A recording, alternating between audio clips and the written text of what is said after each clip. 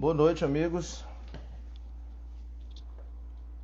Espero que estejamos todos bem. Votos de muita paz, muita saúde, muita harmonia para todos. Vamos aguardar mais alguns segundinhos, não mais do que isso, para que a gente possa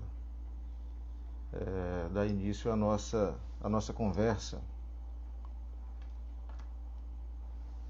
Olá, pessoal entrando aí.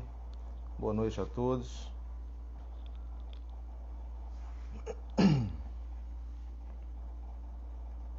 Aguardar mais alguns minutinhos. Boa noite, querida. Tudo bem?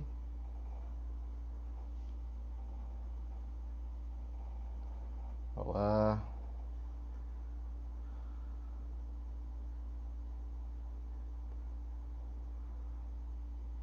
Você não está conseguindo ouvir? Não está ouvindo? Boa noite. Ainda não estão ouvindo, gente? Como é que está o áudio? Estão me ouvindo?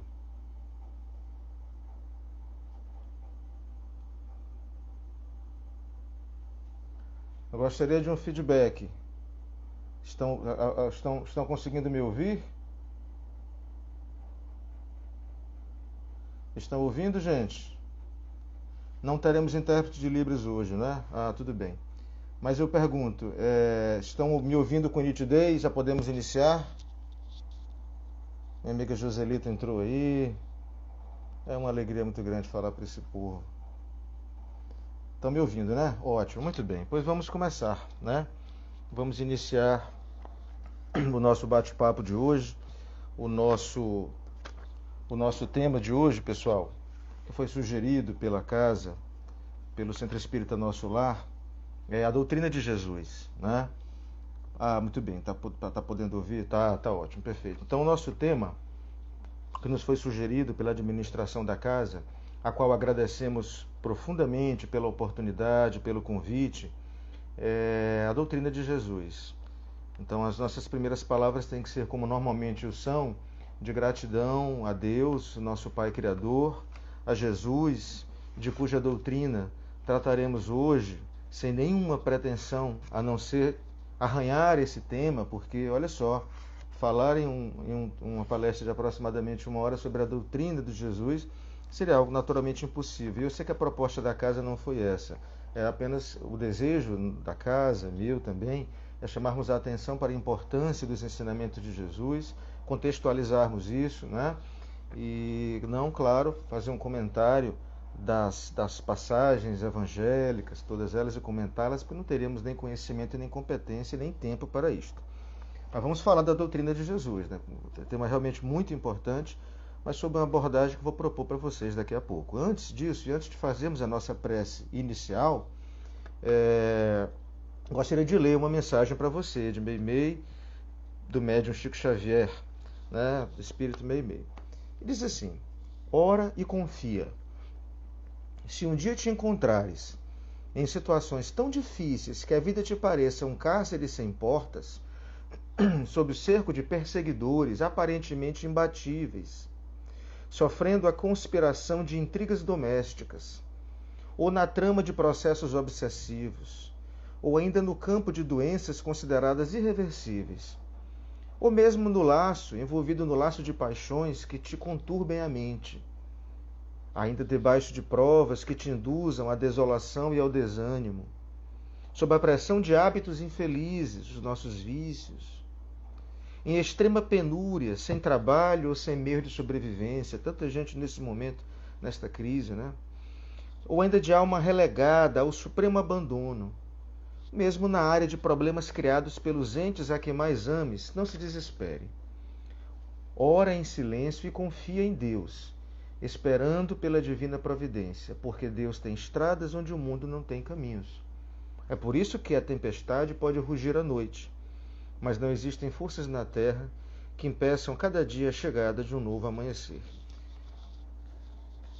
Não é a primeira vez que leio essa mensagem, talvez nem aqui no nosso lar mesmo, mas é porque eu acho tão reconfortante essa tão confortadora essa mensagem, que eu acho legal, para a gente começar com otimismo, apesar das dificuldades do momento, tenhamos ânimo, tenhamos fé, vamos confiar em Deus e manter essa interlocução com o divino por meio do hábito da oração.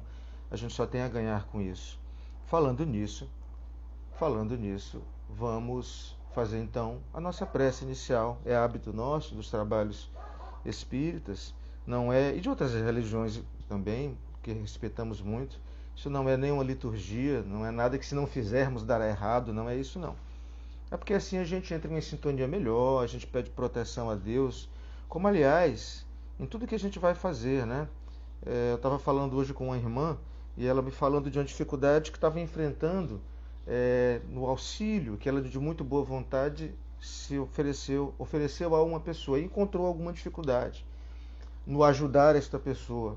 E nós falamos com ela: minha irmã, quando você estiver a caminho, faça uma prece, faça uma oração, que você vai ver como as coisas vão melhorar e vai dar certo. Então, a gente deve ter esse hábito da oração mesmo, não somente no início dos trabalhos espíritas, mas no início do dia, ao acordar, quando está começando um trabalho, uma atividade, seja ela qual for, em qualquer departamento da vida, né? A gente está para enfrentar alguma dificuldade, vamos fazer uma prece antes, ajuda tanto, né? Então vamos lá. Também assim vamos fazer a nossa prece agora para iniciarmos o nosso trabalho com muita objetividade, com muita simplicidade, mas também com o coração aberto a Deus, nos reconhecendo pequenos diante dele, nos reconhecendo seus filhos queridos contudo, e sabendo que ele nos ouve, para dele pedir, repito com muita humildade, a tua proteção, meu Deus, a tua iluminação, Jesus, o teu acompanhamento, espíritos amigos, que a presença de Jesus, o amor do Criador, possa tocar o coração de todos nós que estamos aqui unidos por esta rede neste momento. Que a paz de Deus e Jesus, que o amor de Jesus e o Espírito do Natal e tudo que ele representa, possa nesse momento visitar os nossos lares, ou onde quer que estejamos, os hospitais, as casas de internação coletiva, abrigos, orfanatos, asilos, juntos com os nossos amigos, com os nossos familiares, onde quer que estejamos. Vamos abrir o nosso coração e nesse momento imaginar uma luz suave, descendo do alto sobre a nossa fronte. Essa luz toma todo o nosso corpo, repleta o nosso coração de paz, nos dá serenidade e aumenta a nossa confiança no porvir. E assim, Jesus, munidos desta fé, com muita alegria, pedimos a tua permissão para iniciarmos a nossa palestra, a nossa conversa, a nossa interlocução na noite de hoje, que tudo possa transcorrer em paz e que a mensagem de Jesus possa tocar o coração de todos nós, irmãos em humanidade, e que assim possa haver mais paz nesse mundo de provações, que passa por transes tão delicados, tão desafiadores e também tão purificadores. Obrigado, Deus, por tudo, pelo dom da vida. Obrigado, Jesus, por tua doutrina. Obrigado, espíritos amigos, por estarem aqui neste momento. Que seja feita acima de tudo e sempre a vontade de Deus em nossas vidas.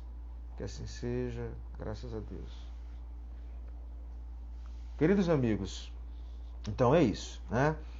Feitas as nossas primeiras considerações, concluída a prece, vamos falar do nosso tema que nos foi proposto com tanta felicidade pela administração da casa. Eu pensei no seguinte: falar sobre a doutrina de Jesus. Primeiramente, vamos pensar juntos. Nós sabemos quem é Jesus? Eu faço o Evangelho no Lar, aqui em casa, todas as segundas-feiras, às 19 horas. Fazia às 19 horas, tive que antecipar para as 18 horas. Faço às 18 horas, todas as segundas-feiras. É um hábito que temos, eu e minha esposa, já há bastante tempo. E assim, eu não tive uma formação católica, não tive uma formação religiosa muito sólida na minha juventude. Muito embora eu sempre tenha tido individualmente essa necessidade de busca e andei peregrinando por uma série de denominações religiosas antes de conhecer o Espiritismo e aqui permanecer, mas a minha casa nunca teve uma formação religiosa muito sólida, digamos assim.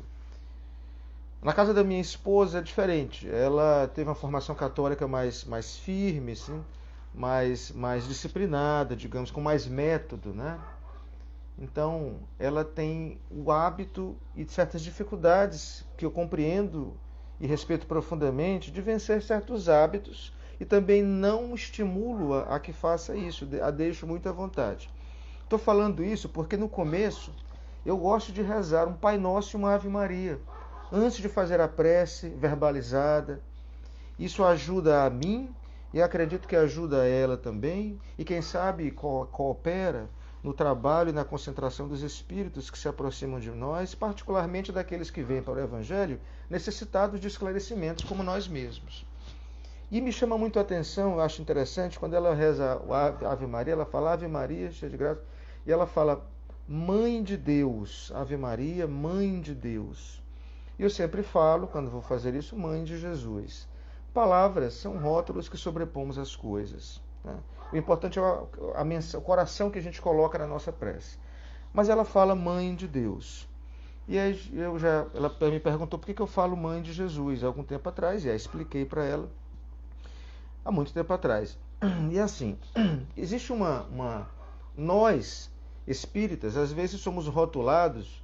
Vi até uma pessoa me falar uma vez uma coisa que eu achei interessante, eu já falei aqui em outras ocasiões. Olha, acho muito lindas, muito bonitas as mensagens do Chico, a literatura espírita, Allan Kardec, fala muitas coisas. Eu só não acredito, não concordo porque vocês não acreditam em Jesus. Eu falei para essa pessoa o seguinte, olha, talvez você esteja mal informado. Todo espírita, por definição, é cristão. Todo espírita é cristão. Espero não estar sendo generalista ou muito radical. Talvez alguém discorde do que eu estou dizendo. Mas se você for observar, por exemplo, as obras fundamentais do Espiritismo, sistematizadas por Allan Kardec, ele sempre põe isso em muita evidência.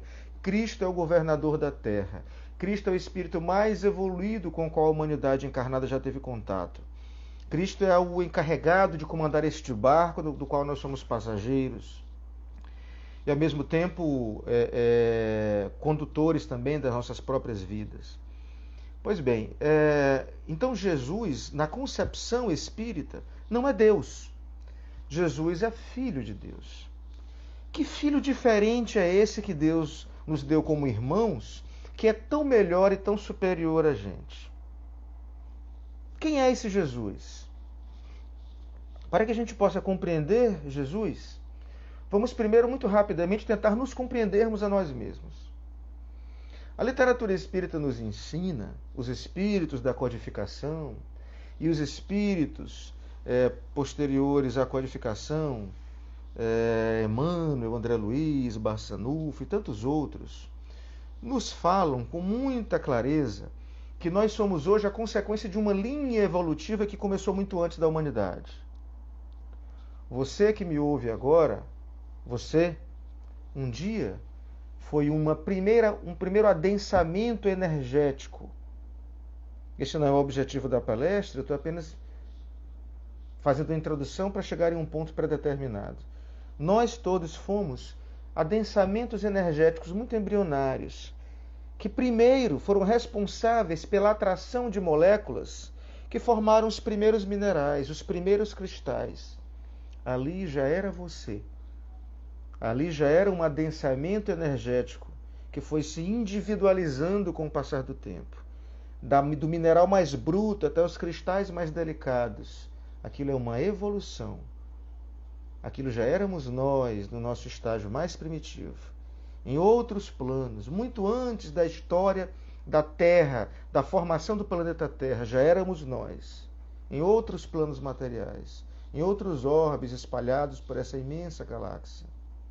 Daí, para os primeiros organismos monocelulares, habitando o leito das águas, os primeiros oceanos, tornando-se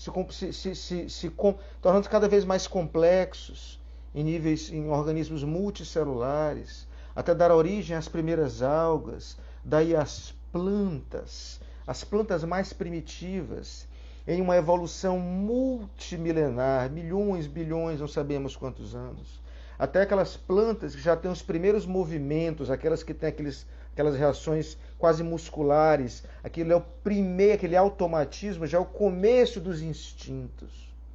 E daí evoluindo para a classe animal, para os animais em suas ordens, classes, ordens, né?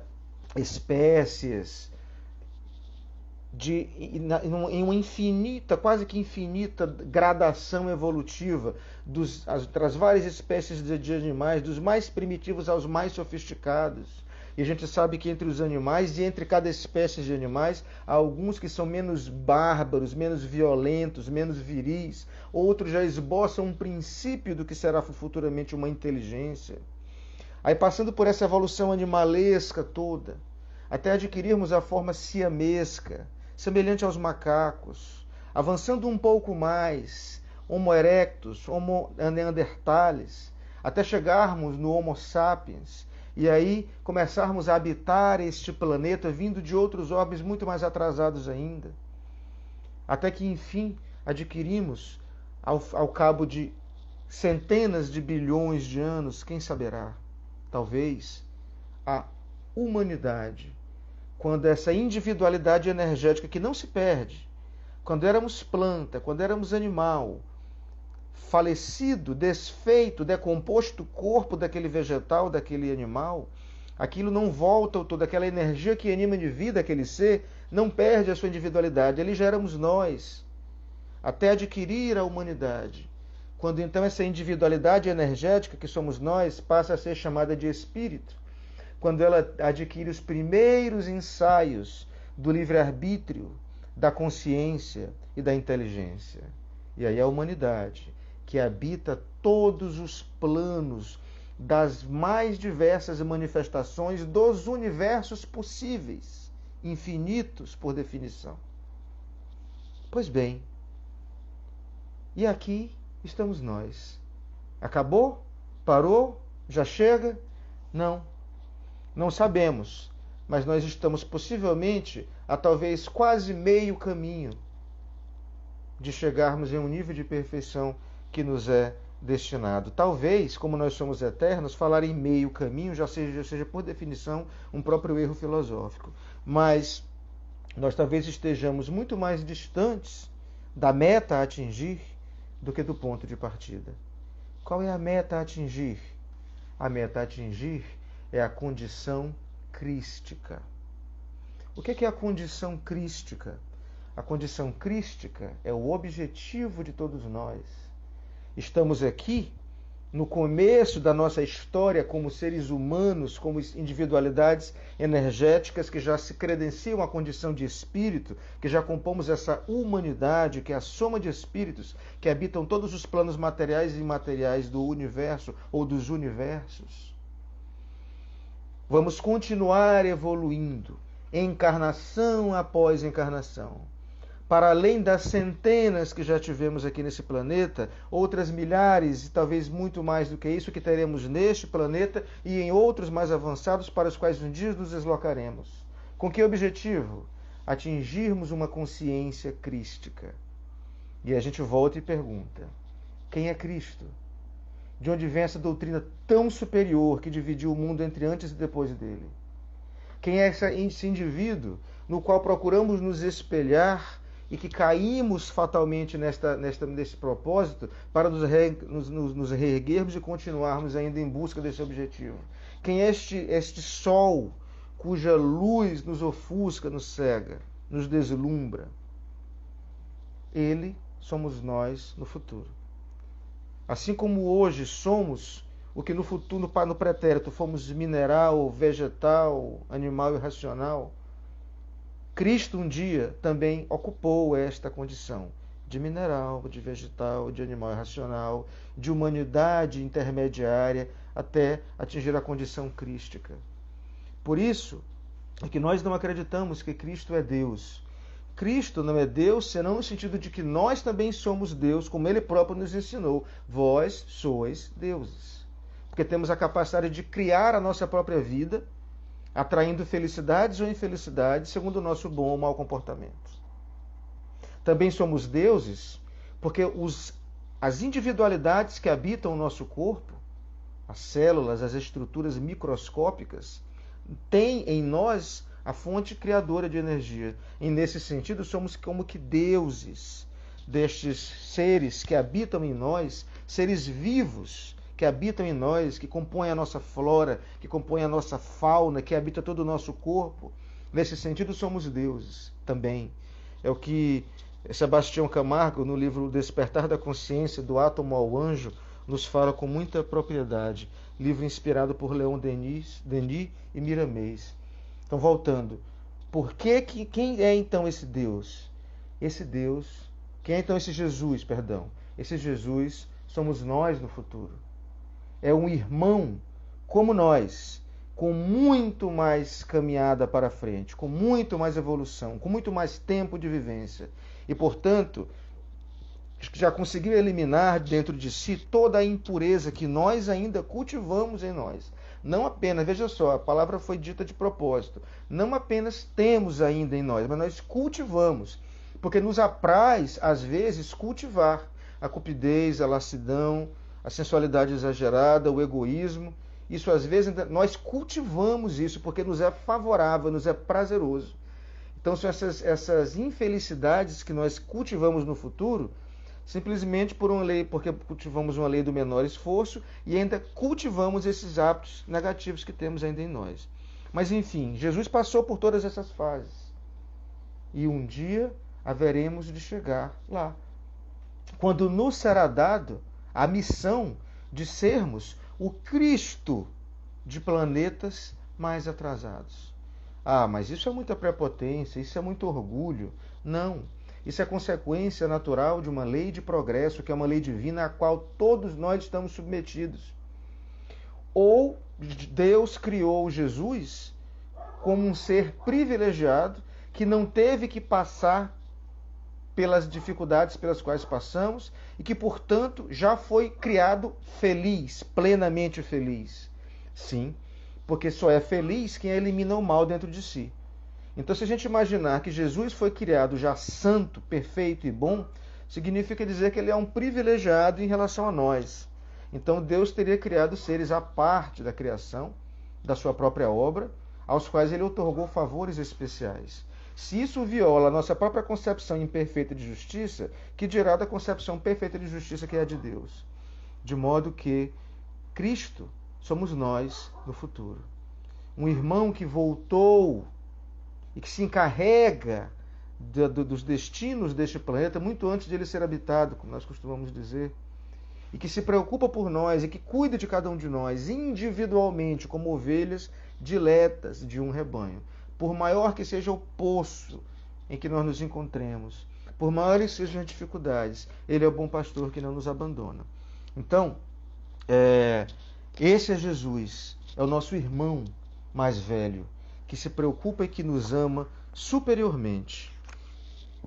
Emmanuel, no livro Caminho, Verdade e Vida, psicografado por Chico Xavier, no capítulo 55 tem uma passagem muito interessante que ele diz o seguinte: Jesus é o bem, no capítulo é As Varas da Videira. Ele começa por uma passagem do Evangelho de João em que Jesus fala: Eu sou a videira, vós as varas. Jesus é o bem e o amor do princípio. Todas as noções generosas da humanidade nasceram da sua divina influenciação.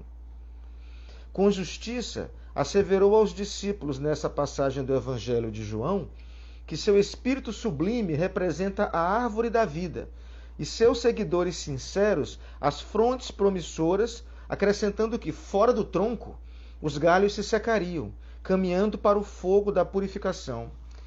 Duas coisas desde logo me chamam a atenção.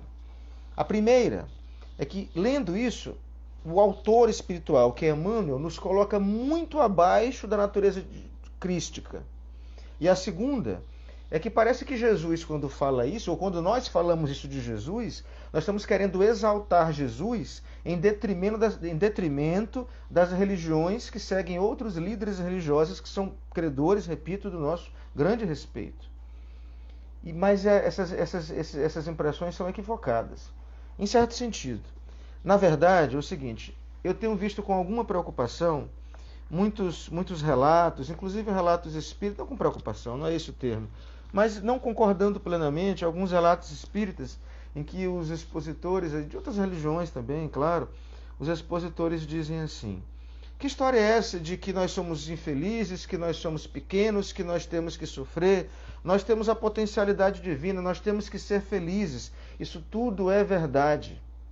Mas é preciso que nós, como cristãos conscientes, tenhamos a noção de que nós somos ainda pequenos. Diante de Cristo, nós somos ainda um galho que, apartado da videira, seca. Nós precisamos desse suporte do nosso governador, do governador desse planeta, e do apoio da espiritualidade superior. Eu falo por mim, mas cada pessoa pode fazer uma avaliação sincera de si mesmo, e talvez ao final de uma autoanálise haverá de perceber que o caminho para que nós possamos nos considerarmos efetivamente pessoas boas ainda é longo. É preciso muito avançar. Eu faço essa análise de mim. Eu tenho vícios a vencer, eu tenho ímpetos negativos e refletidos que eu tenho que dominar, eu ainda sou dado ao hábito de julgar as pessoas, eu tenho um receio do mergulho profundo dentro de mim mesmo, porque sei que muito do que eu vou encontrar eu não vou gostar, eu não sei para onde eu vou ao desencarnar, porque eu não sei que lugar fiz por merecer, ou estou fazendo por merecer durante a minha existência, porque eu sou plenamente consciente, ou talvez consciente, do que precisa em mim ainda evoluir. Acho que muitos de vocês que estão me ouvindo também talvez façam essa autoanálise.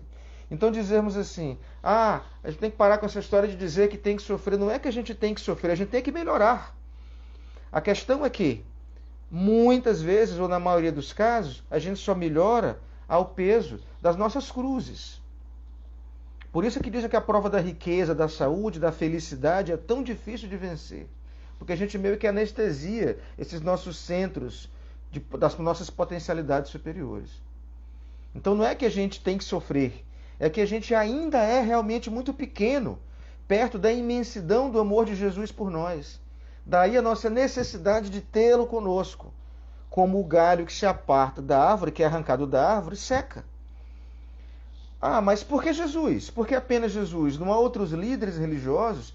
Sim, e precisamos ter muito respeito por todas as pessoas que pensam diferente de nós. Mas nós espíritas acreditamos, repito, acreditamos, respeitando infinitamente a opinião de outras pessoas que pensam diferente.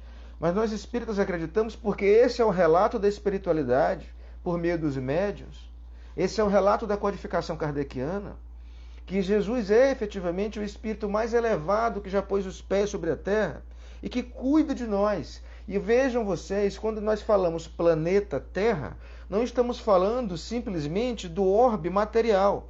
Estamos falando dos bilhões, 8 bilhões de pessoas que vivem encarnadas entre nós, mas estamos falando também da zona espiritual, quase que trevosa, que circula o planeta e que às vezes torna difícil o acesso dos amigos de luz até aqui, o trajeto, porque tem que passar por essa zona de dificuldades, de densa, que nós atraímos por meio dos nossos pensamentos em desalinho. Isso também é planeta Terra. Assim como é planeta Terra, as centenas, quando eu falo centenas, esse é um termo de André Luiz, centenas de colônias espirituais vinculadas ao planeta Terra, e a população espiritual do planeta Terra, somada, é possivelmente muito maior do que a dos encarnados.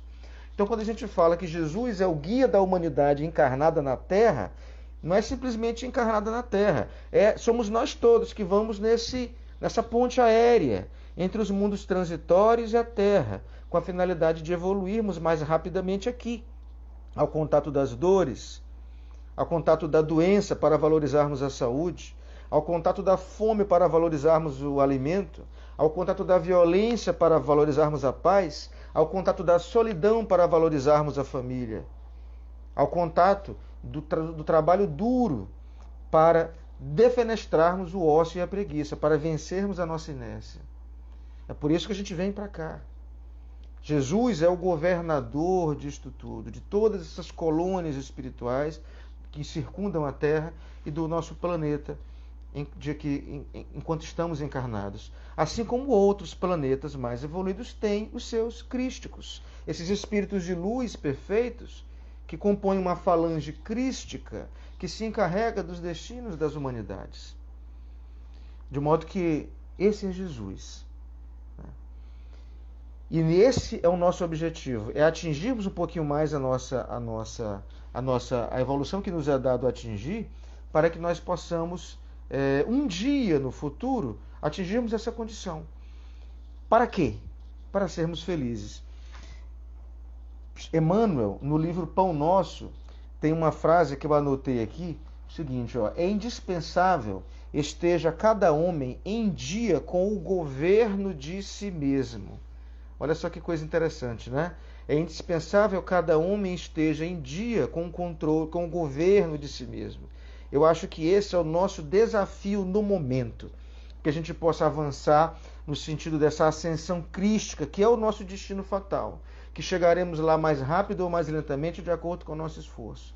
Mas talvez o desafio do momento, a mensagem, o convite de Cristo para nós, é bem sintetizado nessa mensagem de Emmanuel, quando ele diz, é urgente que cada homem, cada ser, cada mulher, cada indivíduo, cada um de nós assuma o governo de si mesmo, esteja em dia com o governo de si mesmo.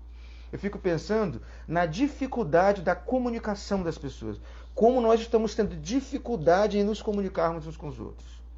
Como é fácil hoje em dia nós melindrarmos as pessoas. Como é fácil hoje em dia uma discussão que começa até bem intencionada terminar em uma briga, em uma violência às vezes, por falta da capacidade de interlocução dos dois atores, do emissor que somos nós ou do receptor que é o outro e vice-versa. Como está difícil nós vencermos os ímpetos pelas viciações, pelas seduções. Como está difícil nós governarmos a nós mesmos para podermos resistir à sedução da matéria, que nos acaba absorvendo muito mais horas do que o necessário por dia, subtraindo deste mesmo dia as horas necessárias ao convívio com a família e à reflexão e talvez, sem dúvida, as horas que deveríamos, aqueles minutos preciosos que deveríamos reservar todo dia para uma interlocução com o divino. Essa sede que nós temos da matéria nos força a trabalhar ainda mais do que necessitaríamos para podermos ter o supérfluo e subtrai do nosso dia os minutos, bastariam alguns, de interlocução com o divino por intermédio da prática da oração. Então talvez o que esteja faltando nessa marcha, para que possamos avançar um pouco mais rápido, e eu falo isso claro para os meus próprios ouvidos, nós adquirirmos um pouco mais do governo de nós mesmos. O outro é problema do outro. Paulo de Tarso tem uma frase interessante, né? Quando ele diz, cuide primeiro de si e dos seus, deixe os outros para depois. Parece egoísmo. Mas o que ele está querendo dizer é o seguinte, não é cuidar do seu, do alimento, da casa, do teto, da roupa. Isso tudo é importante, porque estamos encarnados. Mas é cuidar da educação moral da família e de nós mesmos, da disciplina, do autogoverno, como nos conclama Emmanuel. No livro No Mundo Maior, de André Luiz, psicografado pelo grande Chico Xavier, ele nos fala, no capítulo 3º, se não me engano, fala da mente, esqueci o nome do capítulo, mas acho que é a casa mental, acho que é esse o nome, e ele diz o seguinte, nós temos na nossa estrutura cerebral, física, né, perispiritual, que é o correspondente ao corpo. Vamos falar aqui da estrutura craniana, cerebral. Três estruturas, sobretudo, na imensa complexidade do nosso cérebro, os quais ele chama a atenção. O cerebelo, o córtex e os lobos frontais. E ele fala, o cerebelo é a residência do passado, onde estão os nossos hábitos e o nosso automatismo. Quando alguém nos agride, nós, pelo hábito, pelo instinto, pelo primitivismo do nosso passado, temos a mania de redarguir, de repetir com a mesma intensidade, de responder com a mesma virulência e com a mesma violência. É o hábito, é o passado que ainda habita em nós. É o cerebelo que nesse momento se excita e serve de manifestação para o primitivismo que ainda existe em nós. Quando nós trabalhamos, nos esforçamos para adquirir um conhecimento, para vencer uma dificuldade momentânea que se apresenta, estamos exercitando o presente, é o nosso labor, é o nosso trabalho atual, né? É a atividade. E quando nós pensamos no futuro, quando nós nos imaginamos e almejamos uma consciência crística, angelical, que um dia atingiremos, isto é, quando nós exercitamos as nossas potencialidades morais, buscando sinceramente identificar o orgulho e o egoísmo e lutando silenciosamente nesta arena mental, lutando todo dia contra isto, a gente está exercitando os lobos frontais. E Emmanuel nos fala, na verdade, Calderaro, conversando, Emmanuel não, André Luiz, perdão, Calderaro, conversando com André Luiz, neste relato do livro No Mundo Maior, ele fala assim, que nunca um ser humano, além de Jesus, exerceu, enquanto encarnado aqui na Terra, utilizou mais do que 10% da capacidade dos lobos frontais. Ou seja, nós temos um corpo já parcialmente preparado para a evolução do espírito que ele um dia abrigará. Mas nós precisamos ainda avançar bastante no desenvolvimento dessas nossas potencialidades morais. Observem, então, que ele fala que se situa na nossa estrutura cerebral passado, automatismo, presente, trabalho, futuro, ideal, meta, cerebelo, córtex, lobos frontais. É interessante isso, porque isso nos indica um caminho a seguir. É claro que a evolução tem que ser intelectual e tem que ser moral. Mas a mensagem do Cristo nos conclama a moral. Quando a gente estuda o ESD, a gente começa o ESD estudando o quê? Aquelas noções introdutórias de coisas, mesas girantes, como é que surgiu o espiritismo e tal, mas você começa desde logo uma overdose de evangelho. Evangelho segundo o espiritismo. E você começa com o decorrer dos estudos no ESD. Quando eu falo ESD, é o estudo sistematizado da doutrina espírita, que muitos centros espíritas ministram, como fosse um curso, um estudo, né? Para os que não sabem disso ainda, que estão nos ouvindo. Então você vai estudar ali o livro dos espíritos, com muita intensidade, mas você também vê o livro dos médios, a Gênesis, etc. Né? Céu e inferno. Mas nunca, em nenhum momento, você se afasta de o Evangelho segundo o Espiritismo, que é onde está, sobretudo, a mensagem moral, a doutrina filosófica moral, a doutrina cristã propriamente. Cristo, apesar de ser um ser extremamente inteligente, uma inteligência muito superior à nossa, ele não disse para a gente o seguinte: olha, faça uma pós-graduação, olha, estude, desenvolva as ciências. Isso estava subliminar na sua mensagem. O homem já vem fazendo isso, crendo em Jesus ou não. O que precisamos ouvir a mensagem de Jesus, é isso que ela nos fala, sempre. Se a gente for observar o que Jesus nos conclama, o que é que ele fala? Trabalhe até morrer para comprar o melhor carro, o melhor apartamento, a melhor roupa. Não, ele não fala disso não. O que ele fala para a gente é: tenha fé e faça como os lírios do campo, que ninguém cultiva, mas que Deus cuida, e nem Salomão se veste tão bem como eles. O que ele nos conclama é: ame, perdoe, tenha simplicidade, respeite as diferenças, aceite as pessoas como elas são, julgue menos, perdoe e perdoe-se mais. Essa que é a mensagem de Jesus para a gente. Essa que é a doutrina de Jesus. Esse ser crístico que esteve aqui na Terra, que está aqui conosco e que nunca nos abandonou e que não veio para cá quando encarnou, sempre se encarregou dos destinos das nossas vidas, da nossa condução. Esse Jesus, que é o guia de todos os guias, eu ia falar e esqueci, outros líderes religiosos, todos respeitáveis, esses líderes que elevam a humanidade para frente, tanto no aspecto científico quanto no aspecto moral, todos eles são essencialmente, ainda que não se apercebam disso em encarnação ou outra, discípulos do Cristo. Líderes religiosos que não veem Cristo como algo tão importante, são necessários para que a mensagem da evolução moral, do amor, da fraternidade, fé, amor, perdão, né, Julita, possa atingir a todas as pessoas. Claro, o cristianismo não poderia, em um primeiro momento, tomar toda a humanidade. É lógico que não.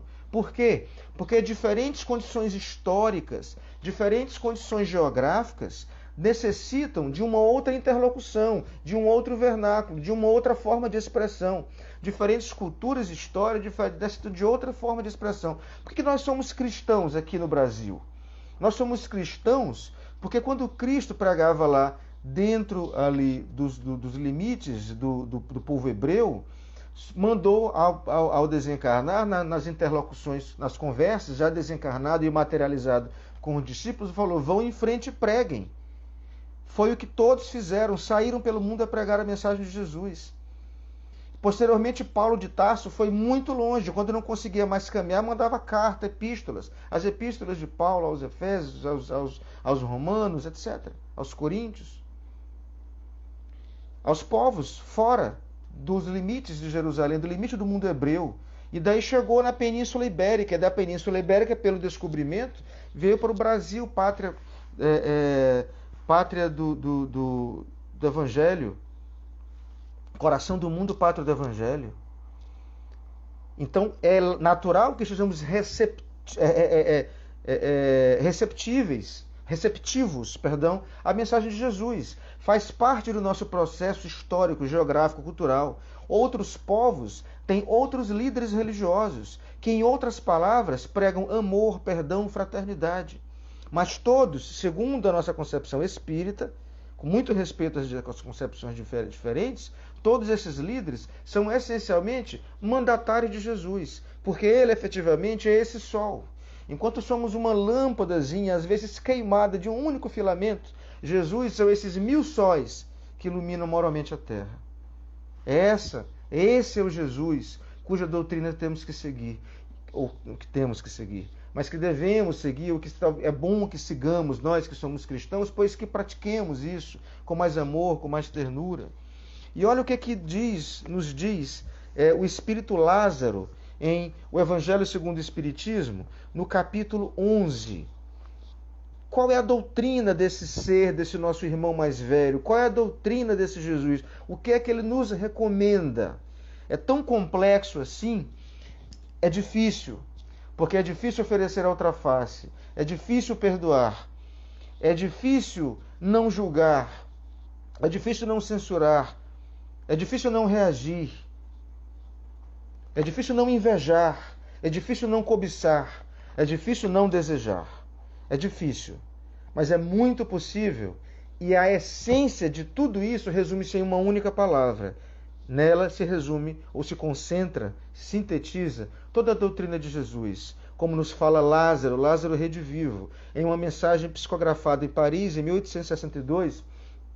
Assim Lázaro fala a Kardec, ao médium, por meio do médium a Kardec, e assim a todos nós.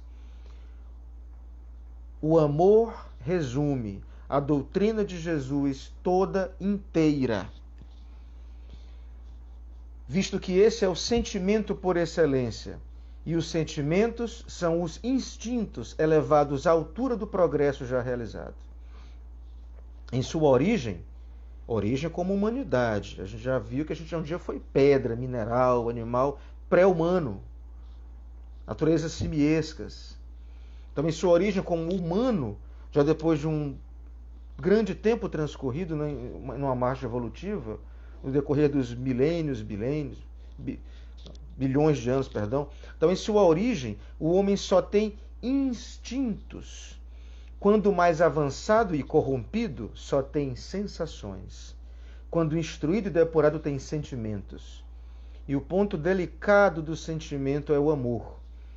Não o amor no sentido vulgar do termo, mas esse sol interior que condensa e reúne em seu ardente foco todas as aspirações e todas as revelações sobre-humanas. E Lázaro continua: a lei de amor substitui a personalidade pela fusão dos seres, extingue as misérias sociais. Ditoso aquele que, ultrapassando a sua própria humanidade, ama com amplo amor os seus irmãos em sofrimento. Ditoso aquele que ama, pois não conhece a miséria da alma nem a do corpo. Tem ligeiros os pés e vive como que transportado para fora de si mesmo. Quando Jesus pronunciou a divina palavra amor, os povos sobressaltaram-se e os mártires, ébrios de esperança, desceram ao circo romano. O Espiritismo, a seu turno, vem pronunciar uma segunda palavra do alfabeto divino.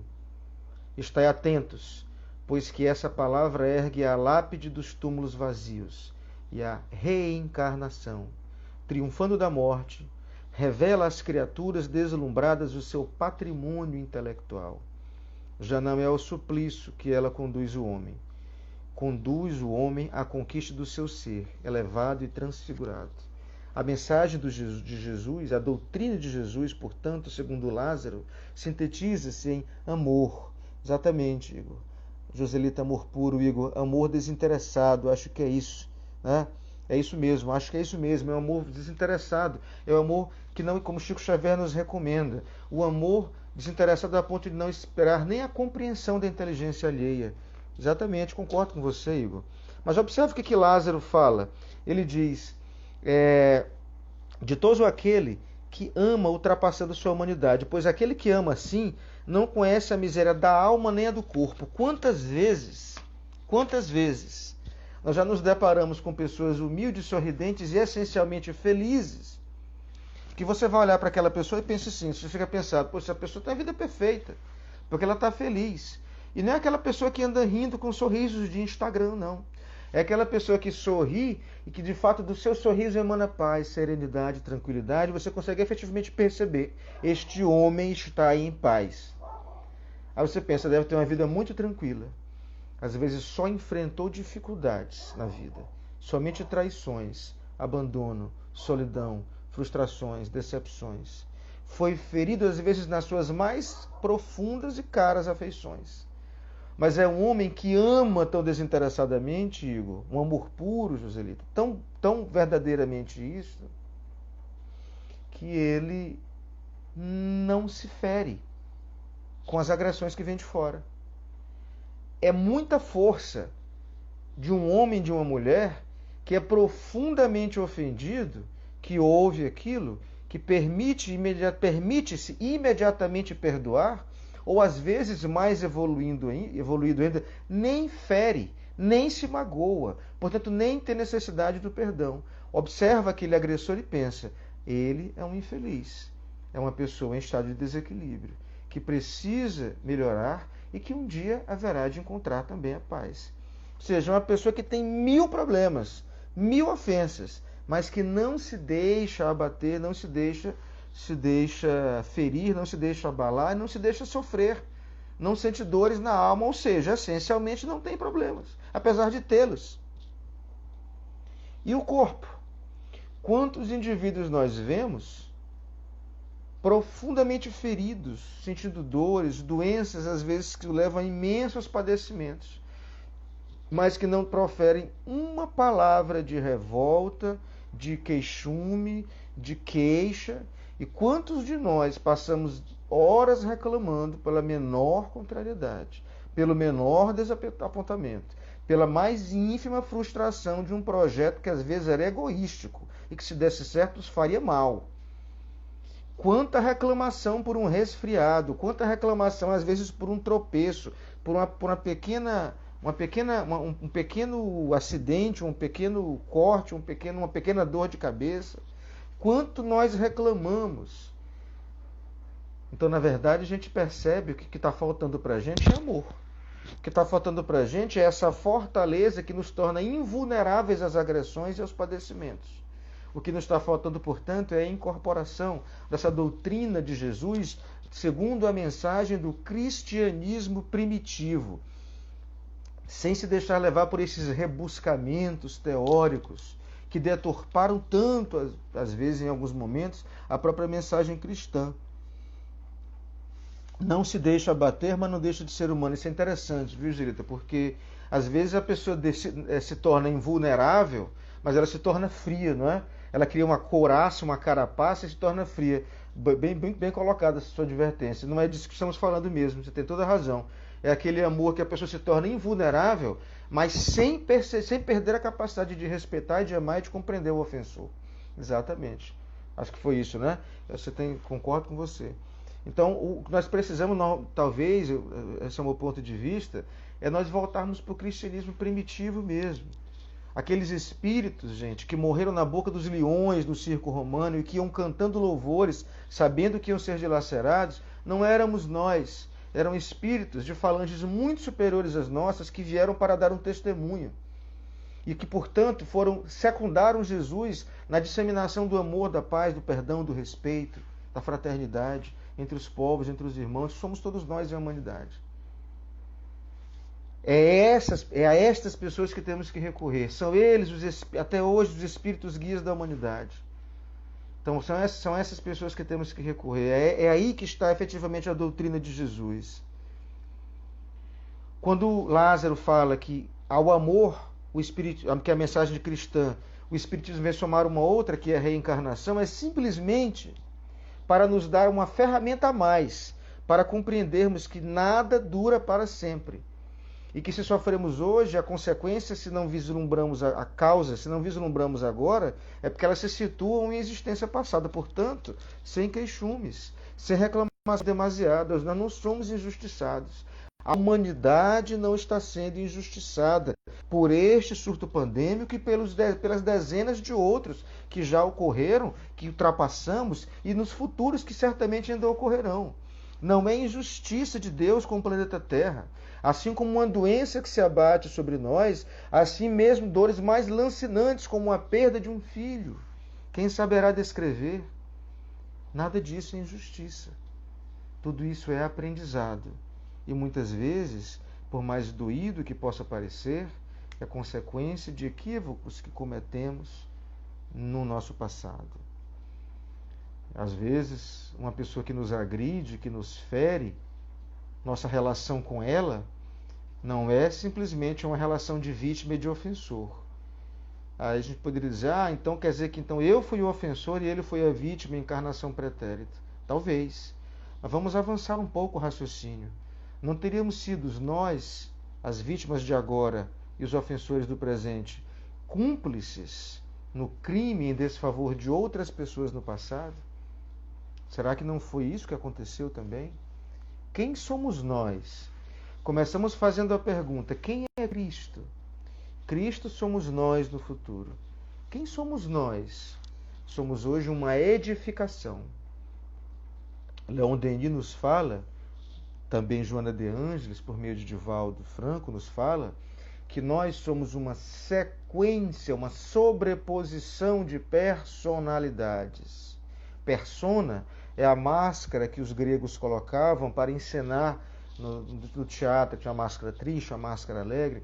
Cada um de nós vai colocando uma máscara a cada encarnação. Essa máscara é a personalidade que nós assumimos agora. Aí, de repente, em certos momentos da vida, como nos fala Leon Denis, essa personalidade de uma encarnação finda, há milênios, aparece em uma situação que você... Meu Deus, eu jamais imaginaria que eu reagiria assim. Como é que pode eu ter sido tão infeliz e tão injusto com aquela pessoa?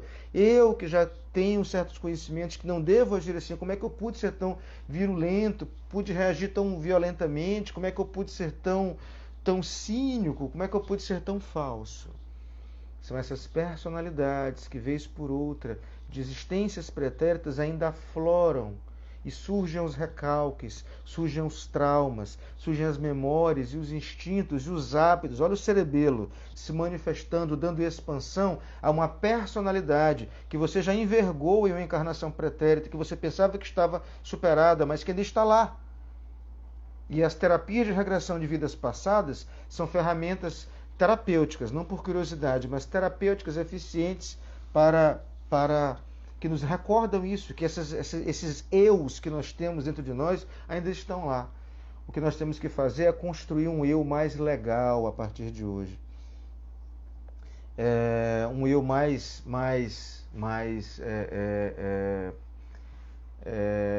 fraterno, mais carinhoso, que aceite mais, que perdoe mais, que compreenda mais. Em uma palavra, que ame mais. Se nós pudéssemos, e não podemos, mas se pudéssemos sintetizar a doutrina do Cristo em uma palavra, se pudéssemos, falaríamos como fala Lázaro. Realmente, toda a lei, todos os filósofos, toda a doutrina cristã se resume no amar o próximo como a nós mesmos, a Deus acima de todas as coisas. Essa é a doutrina do Cristo. Esse é o nosso irmão mais velho, que nos ama, que não esquece um de nós, que coloca ao lado de cada um de nós um espírito amigo, que se interessa por nós. Por isso, por mais difíceis que sejam os momentos, lembremos sempre, nunca estamos sós. E minha amiga Irecê está desejando participar conosco, acredito que para fazer aí uma conclusão, não é isso? Nós estamos aqui aguardando a nossa amiga Irecê, que deseja participar conosco, não é isso? Será que dá certo? Estamos aqui aguardando. Já aceitei aqui o convite, minha amiga. Amar o próximo como a si mesmo, exatamente, José. É isso mesmo. Amigos, é isso. Vamos nos aproximando aqui, enquanto a nossa amiga Irecê não consegue ingressar ainda. Vamos aqui já nos aproximando do final, deixando essa nossa mensagem de paz, de luz, de amor, de oração. Estamos a poucas horas, né, do Natal, esse momento em que nós, tá bom, querida, em que nós nos refletimos um pouco mais sobre os deveres de fraternidade que nós temos uns em relação aos outros. Vamos lembrar de Jesus no Natal, vamos lembrar de Jesus em todos os dias. Esse ano, eu que agradeço, meus amigos, esse ano foi tão desafiador, foi tão cheio de dificuldade, mas também foi tão cheio de riqueza, de aprendizados, né? Fomos obrigados a aprender o manuseio de novas tecnologias. Olha que coisa legal, que oportunidade para quem não era muito adepto disso como eu. Uma coisa a mais que pudemos aprender. Contato com gente, pessoas à distância que não tínhamos exatamente por não utilizarmos essas ferramentas. Tivemos mais tempo para voltarmos para dentro de casa, para conhecermos um pouco melhor o nosso lar, as pessoas que nele habitam. Então, puxa vida, que coisa boa, que grandes oportunidades nós tivemos. Então, as palavras só podem ser mesmo de gratidão, e como o Instagram já vai encerrar aqui o nosso tempo, vamos fazer a nossa prece de encerramento. Farei aqui mesmo de olhos abertos, buscando olhar de vocês, desejando o olhar de vocês, e pedindo a Deus que abençoe os nossos lares, que Jesus esteja presente em nossas vidas, e que nós saibamos chamar Jesus para o nosso cotidiano, para a nossa casa, para o nosso trabalho, para o nosso veículo, para o nosso meio de transporte, para a rua em que a gente caminha. Não é Deus que tem que necessariamente vir até nós, não é a espiritualidade que tem que vir até nós. Espíritos vindo até nós é uma marcha para baixo. Eles fazem isso porque nós ainda não nos propusemos a subir. É preciso que subamos moralmente, é preciso que aprendamos a reagir menos, a perdoar mais, a amar mais as pessoas. Então, Jesus, com muita humildade, visita nesse momento os lares de todos os irmãos que nos ouvem, que nos ouvirão pelas redes sociais, e leva paz para essas famílias, particularmente para os locais onde há mais sofrimento, onde há consumo de drogas, onde há julgamentos, onde há violência, desamor, guerra, onde há falta de carinho e de afeto. Leva a tua luz, Jesus, e o teu amor para esses lares, para o meu também, e para todos os irmãos que estão nos ouvindo. Com essas palavras, queridos, a gente conclui por aqui. Obrigado, Centro Espírita Nosso Lar. Fiquem todos com Deus. Um grande abraço, obrigado pelo convite e até a próxima. Felicidades. Amém. Vou deixar uns minutinhos aqui, porque tem que ter um delay, né? Um abraço a todos, gente. Adorei a participação de vocês todos aí. Foi ótimo. Abraço no coração. Tchau.